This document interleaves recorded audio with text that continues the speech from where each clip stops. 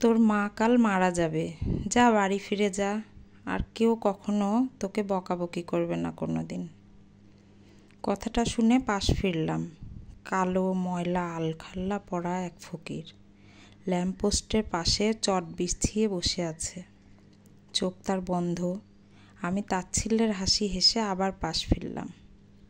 আজও মায়ের সাথে ঝগড়া করে বের হয়েছি। জীবনটা তেজপাতা করে দিল, ভালো লাগে না। প্যারা আর প্যারা, এইটা করবি না, ওইটা করবি না, এইটা কেন করিস, এইটা পারিস না কেন, সারাদিন বাইরে কি, বন্ধুদের সাথে এত কি, সারাদিনে মোবাইলে কি, উফ, প্রাইভেসি বলে কিছু নেই লাইফে, সব কিছু ঘাটাঘাটি, আরও বলে গুছিয়ে রাখি। অপছন্দের তরকারি রোজ রাঁধবে, না চাইলেও শাকসবজি করবে, ভালো লাগে না তাও রোজ দুধ গেলাবে, অসহ্য। হায়ার স্টাডির জন্য দূরে কোথাও চলে যেতে পারলে ভালো হতো, একটু ফ্রিডম পেতাম, তাও দিবে না, এখানেই পড়। লোকটা চোখ বন্ধ অবস্থায় আবার বলল, কি বিশ্বাস হচ্ছে না? তাহলে বলি, তোরা দুই বোন এক ভাই, বোনদের বিয়ে হয়ে গেছে, বাপ চাকরি করে এখনও, তুই লেখাপড়া করস, আর তোর পকেটে মাত্র 100 টাকা আছে, মোবাইলেও চার্জ নাই, একটু পর ফিরে যাবি। তাও বলছি ফিরে যা, শেষবেলায় মায়ের কাছে থাকতে পারা ভাগ্যের ব্যাপার, আর কেউ তোরে বকাবকি করবে না কাল থেকে। উচ্চস্বরে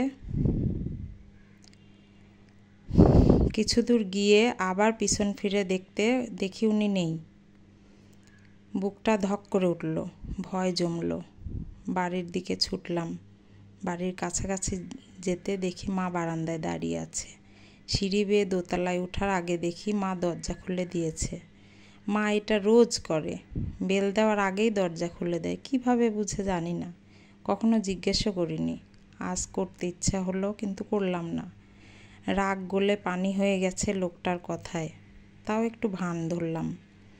মা শোকেসের সামনে শাড়ি কোমরে জড়ানো অবস্থা থেকে নিয়ে আঁচল দিয়ে প্লেট মুছতে মুছতে বলল, কিরে, কোনো বন্ধু জায়গা দিল না? ঠিক তো বাপের হোটেলে ফিরে এলি, যা স্নান করে আয়, খাবি। মা ভাবলো অন্য দিনের মতো আমি বলবো খাবো না, তুমি খাও, সারাক্ষণ বন্ধুদের নিয়ে কথা বলবে না। আমি তা না বললে স্যান্ডেল খুলে রাখতে রাখতে বললাম, আচ্ছা মা, ঠিক আছে, তুমি স্নান করেছো, করে নাও, একসাথে খাবো। মা তাকিয়ে আছে। মনটা এখন অনেক হালকা লাগছে, শুধু শুধু ভয় পেয়েছি। গায়ে পানি ঢালতে ঢালতে চিন্তা করছিলাম, লোকটা হঠাৎ এমন কিছু কেন বলল। ধুর, কী সব চিন্তা করছি, ফালতু চিন্তা। কিন্তু লোকটা উধাও হলো কিভাবে? লাল রঙের বড় বালতি থেকে আধ জ্বলে যাওয়া নীল রঙের মগ দিয়ে গায়ে পানি ঢালতে ঢালতে ভাবছিলাম। আবার চিন্তা করলাম, ধুর, এসব চিন্তা না, আসলে আমি এটা চিন্তাও করতে পারছিলাম না। তখন রান্নাঘরে কি যেন পড়ার আওয়াজ হলো। হুমড়ি খেয়ে গায়ে কোনো মতে গামছাটা জড়িয়ে বের হলাম। তাড়াতাড়ি রান্নাঘরে গেলাম। মা বাটিতে তরকারি বাড়ছে। আমাকে দেখে চিৎকার করে উঠল, এত বড় ছেলে, গা না মুছে বের হয়েছিস বাথরুম থেকে, পুরো ঘর ভিজিয়ে ফেললো। তোকে না বলেছি গামছা পরে ঘুরবি না? বস্তির ছেলের মতো লাগে তোকে, এমনিই তো বস্তির ছেলে। 3 দিনে স্নান করিস, গায়ে সাবান কখন মেখেছিস মনে আছে? কি হয়েছিল? আওয়াজ হলো যে?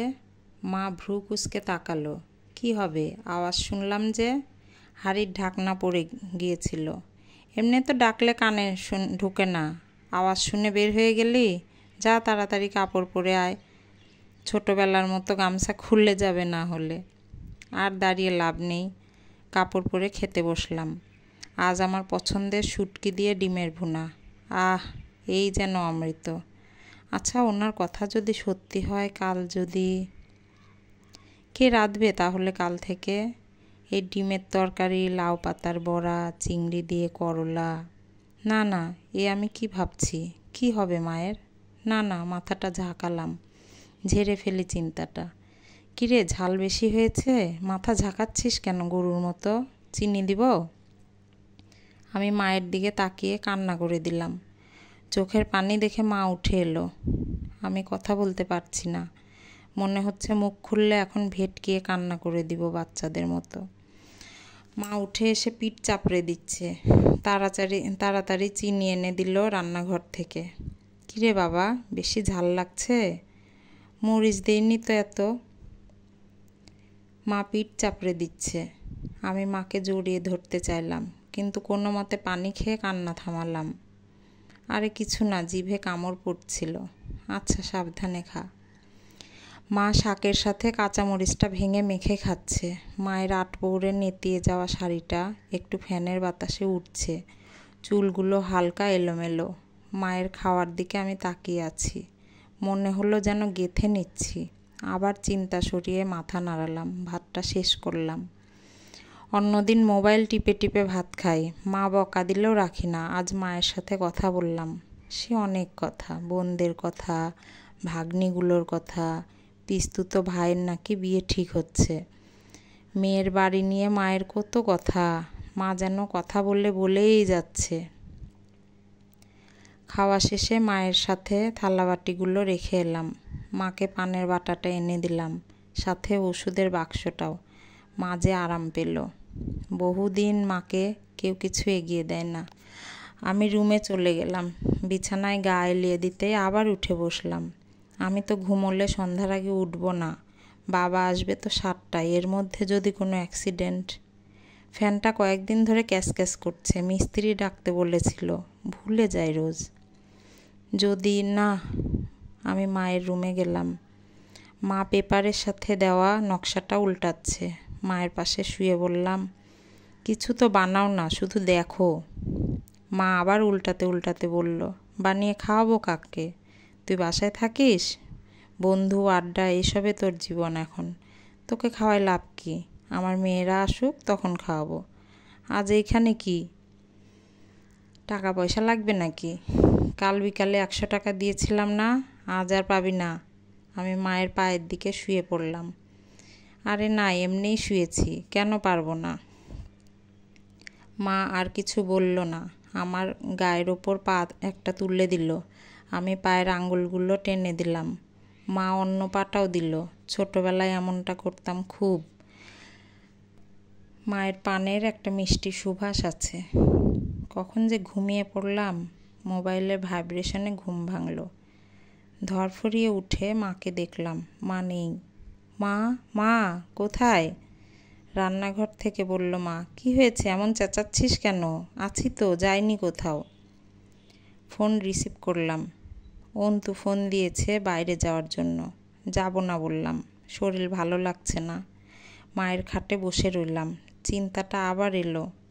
আচ্ছা, আমি যে মা তুমি কোথায় বলতে মা উত্তর দিল।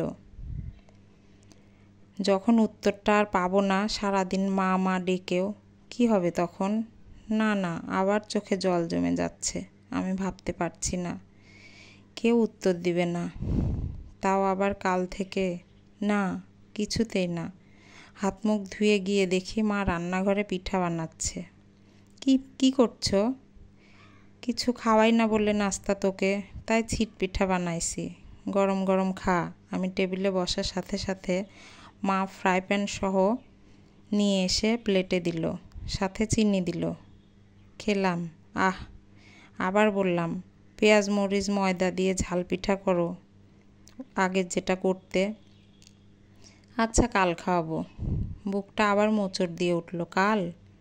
যদি না থাকে মা? আর কিছু বলতে পারলাম না। মায়ের সাথেই ছিলাম, এখন পড়তে বসা হয় না, সব বন্ধ। তাই মায়ের সাথে বসে সন্ধ্যায় সিরিয়াল দেখতে লাগলাম। কি যে সব কাহিনী, সব সিরিয়ালের এক কাহিনী। বিরাট বাড়ির সিঁড়ির সামনে যত কাহিনী সব হবে।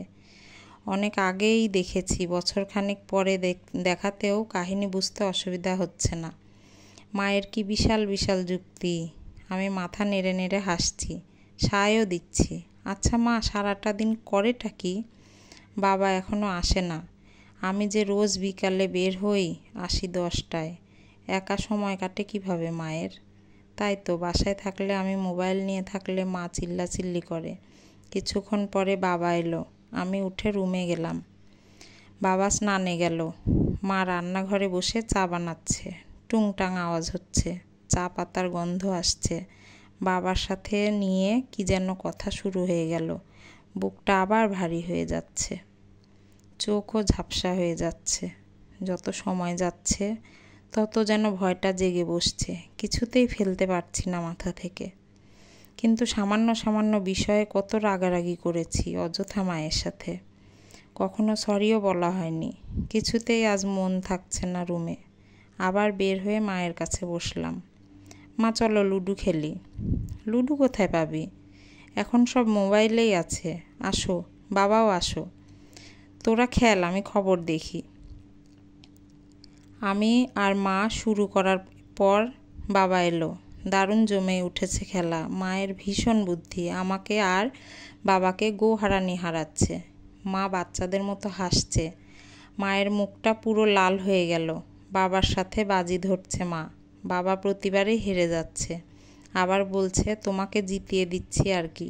মা ভেঙচি দিয়ে বলছে কত একেবারে, আমার কি বুদ্ধি কম? আমি আছে বলেই এখনো এই সংসার টিকে আছে। বাবার সাথে মায়ের ঝগড়া লেগে গেল। তা মামার বাড়ি অবধি ঘুরে আসে। আমার মনে হচ্ছে আসলেই তো মা না থাকলে কি হবে, সংসারে তো আর থাকবে না। বাবা অফিস থেকে এসে কাকে ডাকবে? বোনেরা কার কাছে আরাম করতে আসবে? আসবে তো তখন। আমি উঠে বাথরুমে গিয়ে মুখে পানি দিলাম। আপ্রাণ চেষ্টা করছি এই চিন্তাটা ঝেড়ে ফেলতে। রাতে খাওয়ার সময় 3 জন মিলে অনেক কথা হলো। আবার মা বাবার মিষ্টি ঝগড়া লেগে গেল। কেউ কাউকে ছাড় দেয় না। অন্যদিন ব্যাপারটা বিরক্তিকর লাগলেও আজ মনে হচ্ছে থাক না, এই ঝগড়া যেন শেষ না হয়। অনেক রাত অবধি ঘুম হলো না। সকালের দিকে ঘুমালাম। সকালে মায়ের এক ডাকে উঠে গেলাম। মা বলল কি হয়েছে আজ এত তাড়াতাড়ি? চোখ লাল কেন, ঘুম হয়নি? আমি মায়ের কোলে আবার শুয়ে পড়লাম। মা মাথায় হাত বুলিয়ে দিচ্ছে, চুলগুলোতে এলোমেলো সিঁথি কাটছে, মেয়েদের মতো উকুনও দেখছে। আমি মায়ের হাতটা বুকে নিয়ে জড়িয়ে ধরলাম। মা বললাম কি হয়েছে? তুমি আমাকে ছেড়ে যাবে না তো? যেতে তো সবাইকে হবে একদিন, শুধু সময় জানি না আমরা, তাই অন্য কাজে লিপ্ত থাকি। আপন মানুষগুলোকে সময় দেওয়া হয় না। আমি আরও জোর করে ধরলাম মাকে। কিছু বলতে পারছি না। আমি 3 দিন ঘর থেকে বের হলাম না। মায়ের সাথেই ছিলাম সারাক্ষণ। মা কিছু করার আগে চেক করে নিচ্ছিলাম, গ্যাসের লাইন, বাথরুম, ছাদ। মায়ের সাথে সারাদিন গল্প, খুনসুটি, কোনো রাগারাগি নেই। মায়ের বকাগুলো যেন আরও ভালো লাগছিল। প্রতিবার মনে হচ্ছিল এটা যেন ভালোবাসা, শেষ না হোক এই ভালোবাসা। এখন নিজেকে মায়ের একদম ছোট বাচ্চার মতো লাগছিল। যেন এখন যদি কেউ বলে এই তোর মা চলে যাচ্ছে, আমি সব খেলা ছেড়ে ছুড়ে মাটিতে গড়িয়ে কাঁদব। শুক্রবার বাবা বাসায় ছিল, তাই আমি বের হলাম। হাঁটতে হাঁটতে সে জায়গায় গেলাম। লোকটাকে আবার দেখলাম। ওনাকে গালি দিব নাকি ধন্যবাদ দিব বুঝতে পারছিলাম না, আমাকে ভয় লাগানোর জন্য। কিন্তু আমি কাছে যেতে উনি হেসে উঠলেন। আমি বললাম আপনি আমায় মিথ্যা বলেছিলেন কেন? মিথ্যা তো নয়, কে কখন মরবে কে জানে। যখন মরবে জানিস তখন যত প্রেম ভালোবাসা, এর আগেই নিজেরাই মারার পায়তারা করিস। একবারও ভাবিস না এরা না থাকলে আমাদের অস্তিত্ব কোথায় ছিল। আমি বুঝতে পারলাম ওনার কথা, কিন্তু আবার বাচ্চাদের মতো জিজ্ঞেস করলাম আমার মায়ের কিছু হবে না তো? লোকটা আবার উচ্চস্বরে হেসে উঠল। কি জানি কার ভাগ্যে কখন মৃত্যু লেখা আছে। তখন বাবার মোবাইল থেকে ফোন এলো। রিসিভ করতেই বাবা বলে উঠল কোথায় তুই, তাড়াতাড়ি আয়। কি হয়েছে? আর কিছু বলার আগেই বাবা ফোন কেটে দিল। লোকটা আবার উচ্চস্বরে হেসে উঠল। আমি ছুটছি, প্রাণপণে ছুটছি। চোখ ঝাপসা হয়ে আসছে, স্যান্ডেল খুলে যাচ্ছে। আমি বাড়ির দিকে ছুটছি, মায়ের দিকে ছুটছি। কেউ ছোঁয়ার আগে আমি ছুঁয়ে ফেলবো মাকে। প্লিজ মা, প্লিজ, তুমি ছাড়া ভীষণ অসহায় তোমার ছেলে, যেও না কোথাও। প্লিজ মা, প্লিজ। আমি ছুটছি, পথ যেন শেষ হচ্ছে না। প্লিজ মা, আমার লক্ষ্মী মা, আমি কখনো কষ্ট দিব না তোমায়। প্লিজ যেও না, প্লিজ। দাঁড়িয়ে থাকো বারান্দায়, আমি আসার আগেই খুলে দাও দরজা। প্লিজ মা। গল্পের নাম আস্ফালন, কলমে দোলন বড়ুয়া, কণ্ঠে লাবণী সাহা।